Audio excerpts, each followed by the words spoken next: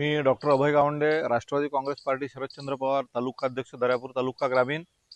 या ठिकाणी मी सांगू इच्छितो की शेतकऱ्यांना कर्जमाफी महाराष्ट्र सरकारने 30 जून पूर्वी देऊ केलेली होती, परंतु अजून सुद्धा शेतकऱ्यांना कर्जमाफी मिळालेली नाही.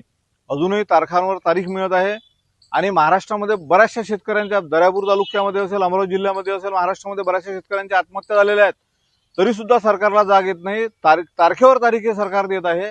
कितीतरी शेतकऱ्यांची मरणाची वाट हे सरकार बघत आहे का, असा प्रश्न आज सर्वसामान्य शेतकऱ्यांना पडलेला आहे. या संदर्भात बच्चूभाऊ कडूंनी आंदोलन केलं होतं, रोहितदादा पवारांनी आंदोलन केलेलं होतं, रविकांत भाऊ तुपकरांनी आंदोलन केलेलं होतं शेतकऱ्यांसंदर्भात.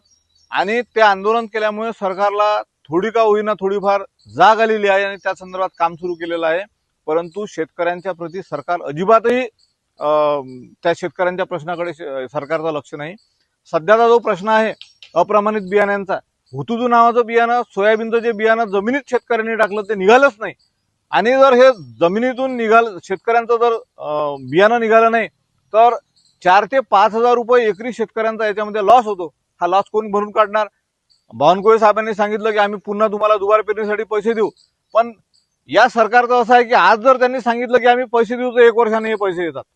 आणि या सगळ्या सरकारच्या या भांडवलशाही धोरणामुळे भांडवलशाही लोकांना हे सोबत घेतलेलं सरकार आहे आणि शेतकऱ्यांप्रती अतिशय अनास्था या सरकारची आहे.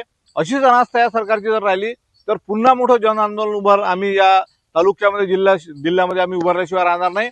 आणि शेतकऱ्यांच्या माध्यमातून या सरकारला आम्ही एक इशारा देऊ इच्छितो की तुम्ही लवकरात लवकर जर शेतकऱ्यांचे प्रश्न मार्गी लावले नाही, लिंकिंगचा प्रश्न असेल, तुम्ही युरिया घ्यायला गेला, तुम्ही 10-26 घ्यायला गेलं तर तुम्हाला ते लिंकिंग मध्ये बाकीचे खत देतात, त्या खतांचा अजिबातही शेतकऱ्यांना तिळमात्रही उपयोग होत नाही. जर असं जर असेल, या लिंकिंगच्या संदर्भात सुद्धा आम्ही जिल्हा कृषी अधिकाऱ्यांना निवेदन दिलं होतं, तहसीलदारांना निवेदन दिलं होतं, पण त्या संदर्भात त्यांनी कुठलीही काही कारवाई केली नाही.